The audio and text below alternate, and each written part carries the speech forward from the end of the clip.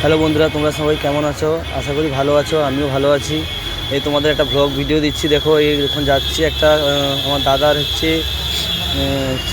4 হুইলারের একটা হচ্ছে লাইসেন্স বের করতে গেছিলাম, ওটা বের করতে দিয়েছিলো, ওটা আনতে যাচ্ছি। এখন শ্যামবাজার থেকে মেট্রো ধরবো, মেট্রো ধরে যাব হচ্ছে যতীন দাস পার্ক।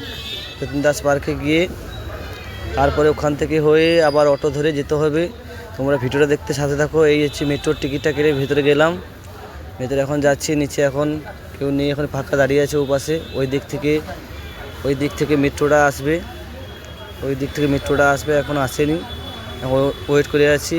এবার দাঁড়িয়ে আছি, একটু ছবি টবি তুলছি, এই পরে আসবে এবার মেট্রোটা। ওই দেখো, ওই হচ্ছে এইখানেই তো শোভাবাজার, ওই গ্রিস পার্ক, ওই এসপ্লানেড পার্ক স্ট্রিট, ওর পরে আছে। এই মেট্রো চলে এলো, এবারে মেট্রোতে ঢুকে পড়বো।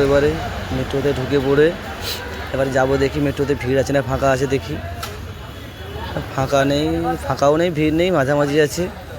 এই হচ্ছে মেট্রোতে খুলে গেলো, মেট্রো ঢুকে গেছি। মেট্রোর ভেতরে দাঁড়িয়ে আছি, সিট পাইনি।